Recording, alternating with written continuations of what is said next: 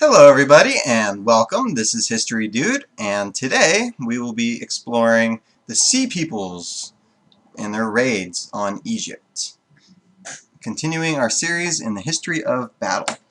Now, this fellow right here is Pharaoh Ramesses III, who reigned between 1184 to 1150 BCE. Now, during his reign, Egypt came under pressure from raiders known as the Sea Peoples, as you can see here. Now, the Sea Peoples, little is known for certain about their origins, although they may have come from Anatolia, but we don't know that for sure. They fought on land as well as on sea, occupying parts of Syria and Palestine. One of the Sea Peoples were the Philistines, as you can see by the headwear. I'm sure you noticed that straight off, because everyone is pretty much familiar with the Philistines' headwear, if you're familiar with the Bible and all that. But it was the impact of their ships that made the greatest impression on the Egyptians. Now, their sea raids along Egypt's Mediterranean coast required Ramses to assemble a fleet of his own to fight back, and the result was history's first recorded sea battle.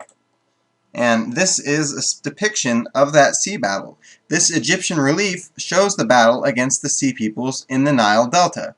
It was a fight not between ships, but between ship-borne soldiers. Now, since the Egyptian vessels were designed for use on the Nile, not at sea, they confronted the raiders at the Nile Delta at the mouth of the river. Both sides' ships had sails, but they almost certainly used oars for greater maneuverability when closing in for battle. The Egyptians aimed to draw close to their enemy and then unleash missile fire, arrows, javelins, and stones, etc., from soldiers on the deck or up in the masts. As the Sea People's fleet was drawn into the narrow waterways of the delta, Egyptian bowmen also shot at them from the shore. In some cases, Egyptians armed with swords and shields boarded enemy vessels, and may have even capsized some ships by hauling on grapnels hooked into the rigging. And here is a modern-day depiction of that battle. What it may have looked like, we have no idea.